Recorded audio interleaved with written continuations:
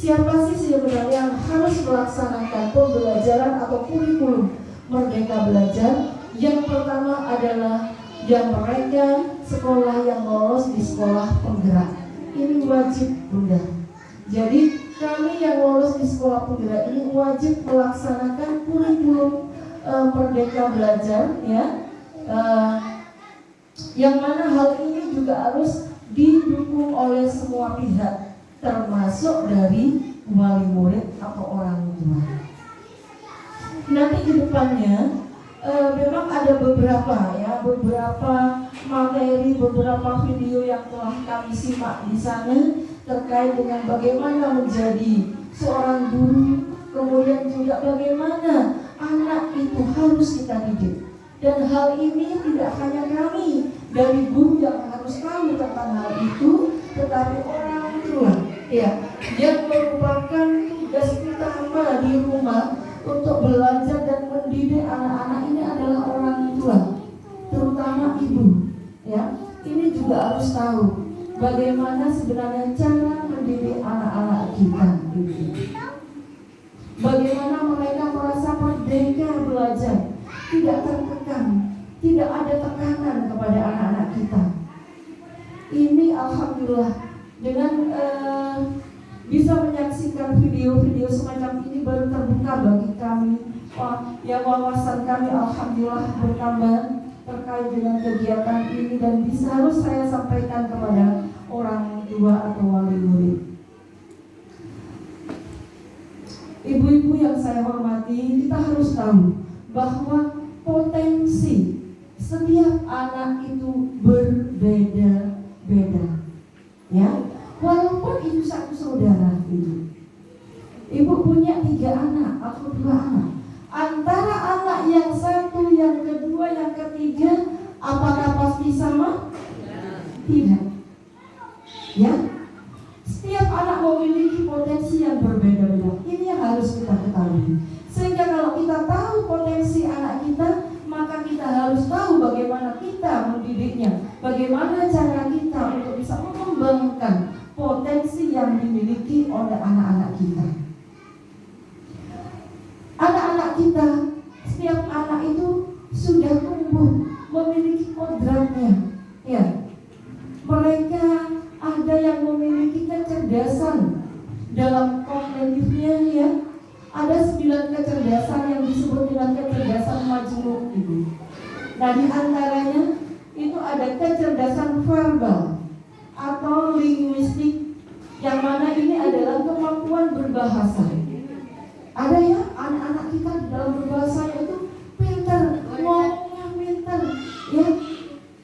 Tetapi ada juga anak-anak yang kemampuannya di bidang apa? Matematika, berhitung. Kemudian juga ada anak-anak yang memiliki kemampuan atau kecerdasan logis matematika, ya. Kalau logis matematika itu kecerdasan untuk berhitung, ya. Kemudian memahami pola. Di sekolah kita sering ada kegiatan memahami pola, mengurutkan pola. Suatu contoh, kita memberikan pola segi 3, segi 4, lingkaran. Disuruh urut kepada anak-anak. Anak-anak mengulang lagi. Setelah segi 3, segi 4, lingkaran. Setelah lingkaran apa saya? Kembali lagi ke segi 3. Nah, ini adalah kecerdasan logis atau matematika. Kemudian ada juga yang disebut dengan kecerdasan spasial atau visual, yaitu kecerdasan berimajinasi. Ada anak-anak yang pintar menggambar. Berarti ini spasialnya, ya, Bunda. Dia cerdas di bidang menggambarnya. Maka dari beberapa kecerdasan yang sudah kita ketahui dan kita tahu bahwa anak-anak kita cerdas di bidang ini, nah, tolong anak-anak jangan ditekan harus cerdas di bidang yang lain. Ya, boleh kita membimbing, tetapi seandainya dia tidak sesuai dengan yang kita harapkan, maka jangan katakan kalau anak kita itu bodoh. Karena setiap anak mempunyai kecerdasan yang berbeda-beda. Kadang-kadang kita orang tua yang sering menekan, orang tua ingin baca listo ya Bunda. Anak-anak lulus dari SD sudah harus bisa membaca, berhitung ya, menulis dan berhitung. Semua harapan orang tua seperti itu. Sehingga ketika anaknya tidak bisa membaca, ini dikatakan anaknya bodoh. Padahal tidak seperti itu. Ya, ada 9 kecerdasan majemuk. Ya, yang insya Allah pasti dimiliki oleh setiap anak. Tadi saya sampaikan sampai nomor 4. Kemudian ada kecerdasan musikal. Dia cerdas di bidang musiknya, menyanyi ya Bunda. Nah, seperti artis-artis itu berarti dia di bidang musikalnya. Maka kembangkan itu bakat yang ada dalam diri anak-anak kita. Kalau kita sudah tahu bahwa anak saya ternyata memiliki kecerdasan di bidang ini, itu yang kita kembangkan. Kemudian yang selanjutnya, yang keenam, intrapersonal, yaitu memahami diri sendiri, mengetahui kekuatan dan kelemahan dirinya. Kemudian yang ketujuh, interpersonal. Nah, ini yang anak-anak yang yang mudah beradaptasi ya. Dia itu mudah bersosial ya kepada teman-temannya, mudah bergaul ya. Bunda ini adalah memiliki kecerdasan yang interpersonal. Kemudian kecerdasan naturalis, mengenali dan mengkategorikan hewan, tanaman, ya. Nah, di sana adalah memiliki kecerdasan naturalis. Kemudian yang ke-9, eksistensial. Nah, ini biasanya seorang filsafat, ya, yaitu yang bisa mengajukan dan mencari pertanyaan, ya. Nah, ini hampir sama juga di dalamnya adalah kecerdasan spiritual. Nah, dari 9 kecerdasan majemuk, kita sebagai orang tua dan khususnya kami seorang guru harus bisa, harus tahu anak kita itu memiliki kecerdasan yang mana. Kalau kita sudah tahu, maka kembangkan itu. Ya, kalau kita ibaratkan sebagai petani, Ibu, apakah bisa petani merubah padi menjadi tanaman jagung? Bisa, Ibu? Tidak bisa. Anak-anak kita juga seperti itu. Mereka tumbuh dan memiliki kodrat masing-masing. Mereka memiliki potensi masing-masing, ya. Tidak sama antara anak yang satu dengan yang lain. Maka ketika kita memilih anak kita ada memiliki kemampuan di bidang musikal, sementara di bidang matematiknya kurang, maka jangan katakan anak kita bodoh. Kembangkan mereka potensi yang mereka miliki. Itu adalah tugas kita. Ya, jadi tidak ada anak yang bodoh, Ibu. Sama dengan petani, kita orang tua tidak mungkin menjadikan anak kita yang pintar matematiknya harus pintar di bidang yang lain, misalnya musiknya. Oh, saya ingin anak saya jadi artis nantinya. Ayo, kamu harus bisa nyanyi. Sementara mereka tidak punya bakat di sana. Ya, sama artinya ketika petani menanam padi tidak mungkin akan menjadikan padi itu sebagai tumbuhan jagung. Maka rawatlah padi itu, bagaimana padi itu menjadi bagus dengan hasil yang melimpah. Itu yang kita harapkan. Jadi ibu-ibu nanti ke depannya, mari ya, ibu-ibu dengan kita para guru, mari kita sama-sama bagaimana bisa mengembangkan potensi yang anak-anak kita miliki, sehingga mereka akan tumbuh dan belajar dengan merdeka tanpa harus ditekan, dibebani dengan tugas-tugas yang tidak sesuai dengan keinginan dan bakat mereka. Karena selama ini ya, pendidikan kolonial yang masih mewarisi kita, terutama kami seorang guru. Bagaimana pendidikan di masa kolonial dulu, Bunda? Ada sanksi, hukuman, kemudian anak-anak hanya dikasih penghargaan ketika mereka besar ya, di dalam mendapatkan nilai rapor ujian ya ketika SD nantinya dan kepada jenjang pendidikan yang lebih tinggi. Ketika nilai rapotnya tinggi, bagus, anak Bunda pintar, dia baru kita hargai.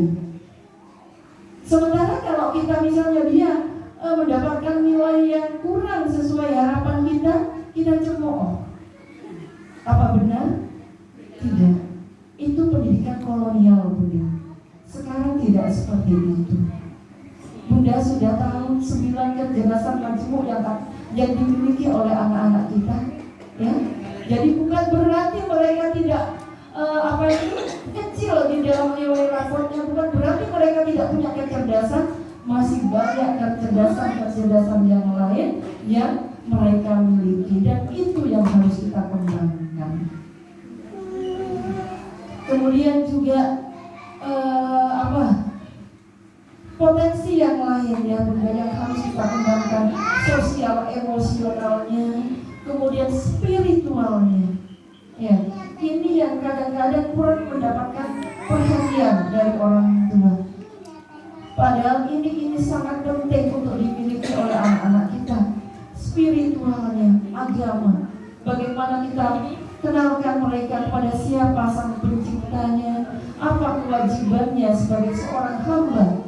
Ya, karena kita orang muslim, maka hamba seorang muslim, bagaimana apa yang menjadi kewajiban mereka.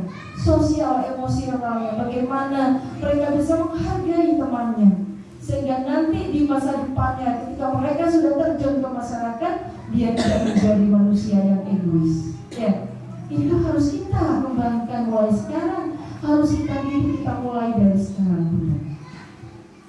Kemudian ibu-ibu, yang tidak kalah pentingnya juga yang perlu kita ketahui bahwa di dalam mendidik anak-anak, kata-kata kita ini akan bermakna, meninggalkan suatu makna bagi anak-anak kita. Mari kita ingat, Bunda dengan saya pastinya pernah dulu bersekolah, ya. Coba kita ingat, apakah ada guru kita yang meninggalkan suatu kesan positif dan negatif?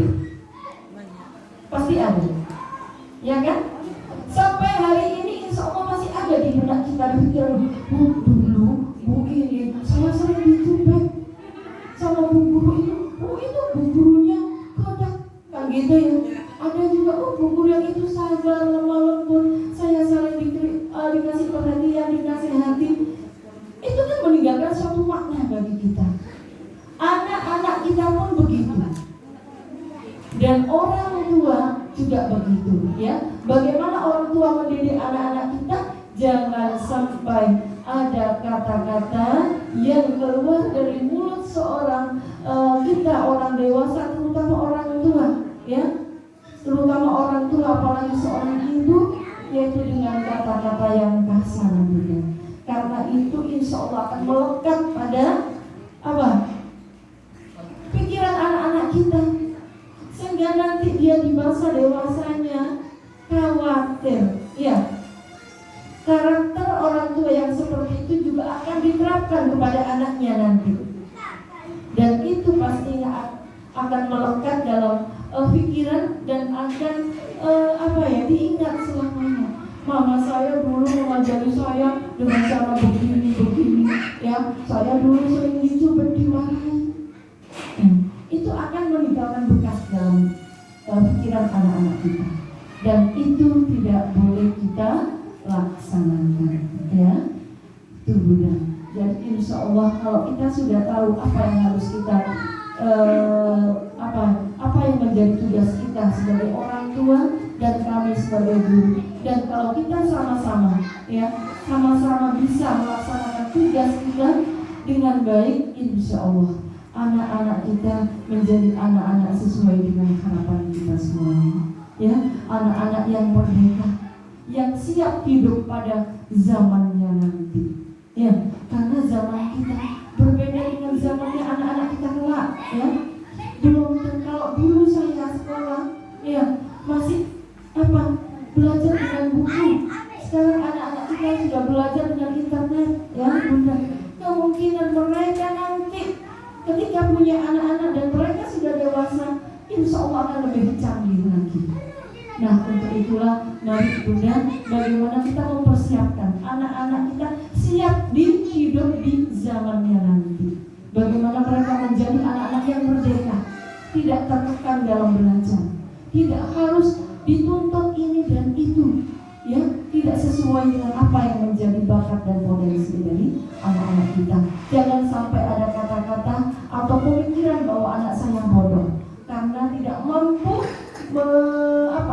memenuhi tuntutan orang tua hanya di bidang kognitifnya saja, ya, karena kecerdasan yang lain itu masih banyak yang perlu kita kembangkan.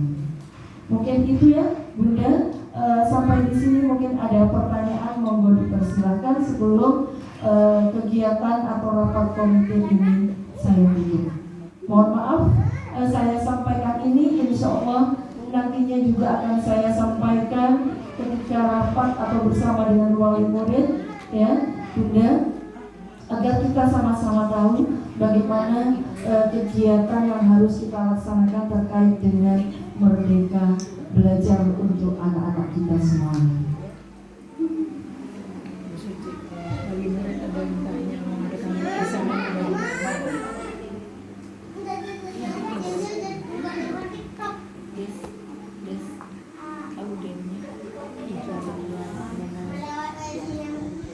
Mohon maaf saya video ya Bunda, karena apa yang saya sampaikan juga harus kami kirim nantinya. Jadi kalau saya sudah